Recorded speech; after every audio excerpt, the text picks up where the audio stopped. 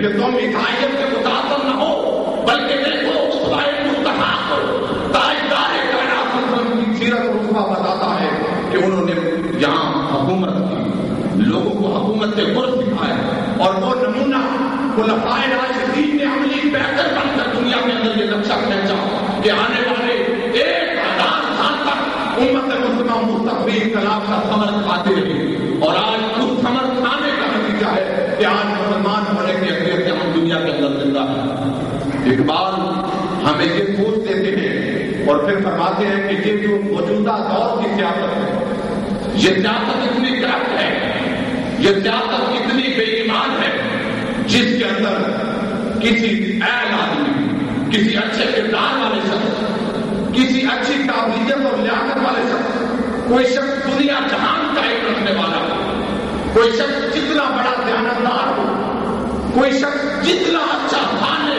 اور روحانی حوالے سے باکمال کی ہو، اقبال کہتے ہیں کہ یہ سیاست اتنی کرپٹ ہے کہ اس میں ڈاکٹر اقبال کے ووٹ کی بھی وہی امیت ہے اور ایک گام میں ماجے کی بھی وہی ہے۔ یہ اسلامی جمہوریت نہیں ہے۔ وہ فرماتے ہیں کہ یہ مغربی جمہوریت سے جب تک نظام انتخاب اور یہ کرپٹ سسٹم جو ایسے لوگوں کو آگے لانے کا سبب بنتا ہے، جو دنیا کے اندر کرپشن کے پروموٹر ہیں، جو خود کرپٹ ہیں، جو بے حیا ہیں، وہ فرماتے ہیں کہ وہ بے حیائی کو ختم نہیں کر سکتا، کرپشن کو ختم نہیں کر سکتا، ڈاکو ڈکیتی کو ختم نہیں کر سکتا، اور چور چوری کو ختم نہیں کر سکتا۔ وہ فرماتے ہیں کہ جب ایسا جمہوری سسٹم ہو جس کے اندر سارے ایک جیسے فکر کے حامل لوگ ہوں، ان کا ووٹ برابر ہو، تو وہ فرماتے ہیں کہ جمہوریت ایک طرز حکومت ہے کہ جس میں بندوں کو گنا کرتے ہیں، تولا نہیں کرتے۔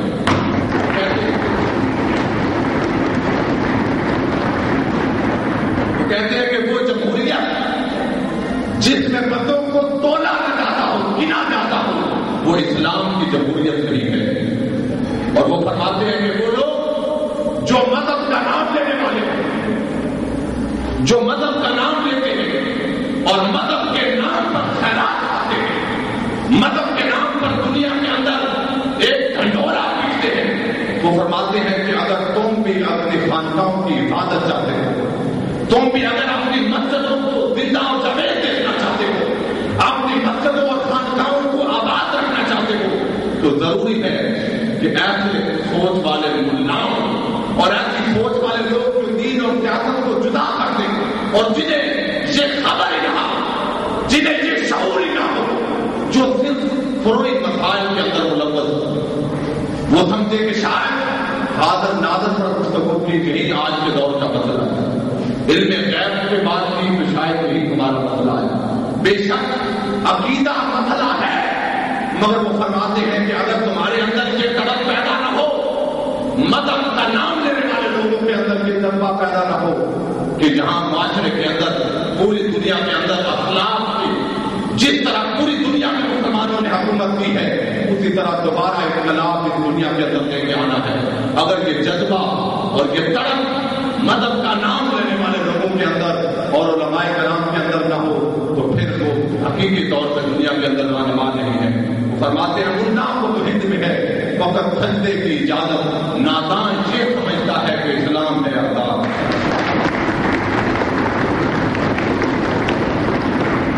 اس کے علاوہ ایک بات دوسری جو عام اصلاح فرماتے ہیں اس دور کے اندر، وہ ایک بہت بڑی سازش کی طرف متنبع کرتے ہیں اور وہ کہتے ہیں کہ اسلام دینی اور دنیاوی علوم کی تقسیم نہیں کرتا۔ یہ سوچ بھی مغرب کی پیدا ہوئی سوچ ہے، مسلمانوں کی سوچ نہیں ہے۔ مسلمان ماضی کے اندر طب، سائنس، مختلف شعبے، جس طرح میں نے پہلے ذکر کیا، جس بھی شعبے کو لے یہ سارے علوم، صرف، نحو، یہ سارے اصول تفسیر، حدیث، فقہ، یہ سارے علوم کے اندر کوئی تفریق نہیں ہوتی تھی۔ جو بھی تعلیمی ادارے ہوتے تھے ان کے اندر یہ ساری تعلیم دی جاتی تھی، مگر کیا ہوا؟ آج سے 5-6 صدیاں قبل ہم نے اس بات پہ سمجھوتا کر لیا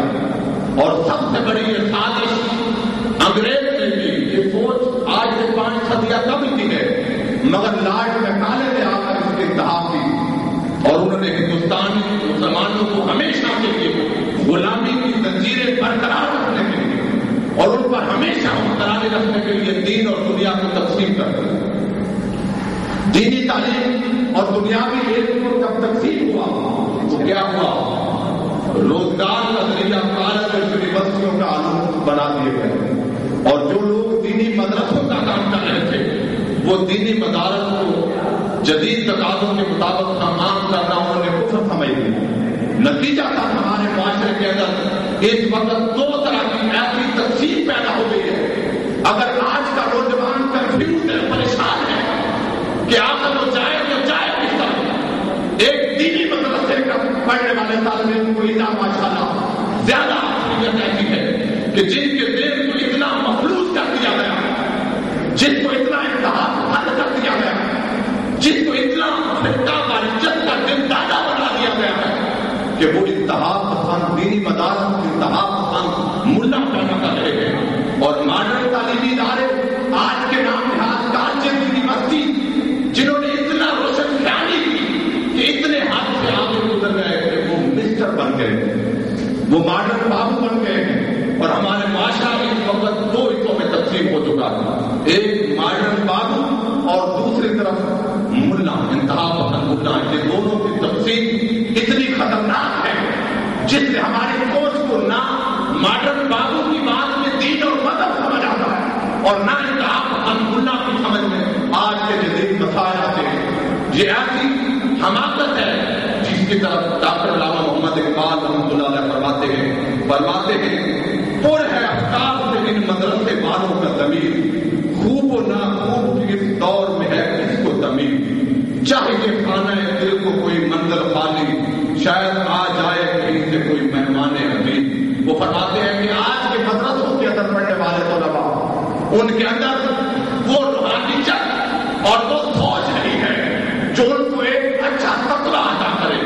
جو ان کو محبت الہی، خشیت الہی، عشق مصطفیٰ کی وہ دولت ان کو عطا کرے کہ ان کے اندر جو حسد کو ختم کرے، جو بغض اور کینہ کو ختم کرے، جو فرقہ واریت کو ختم کرے، جو بے حیائی کی اور نافرمانی کو ختم کرے، شیطانی طاقتوں کو ختم کر کے ان کو اپنا رشتہ مولا کی طرف استوار کر دے. وہ فرماتے ہیں کہ آج کے مدرسے کے اندر یہ بات نہیں ہے.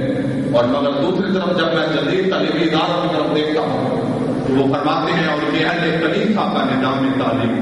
ایک سازش ہے فقط دین و مربت کے خلاف. اور عورتوں کی تعلیم کے بارے میں فرماتے ہیں کہ وہ تعلیم، وہ مغربی تعلیم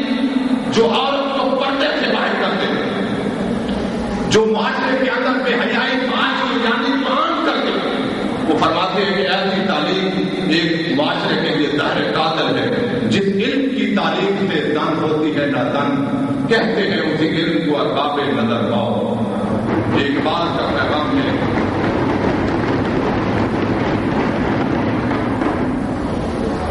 اسی طرح اقبال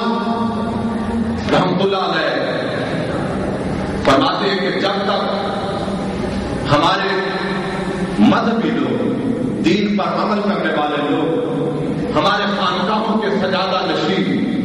تصوف کا نام لینے والے، روحانیت کا نام لینے والے، جو آگے لوگوں کے اندر روحانیت کو پھونکنا چاہتے ہیں، وہ فرماتے ہیں کہ آج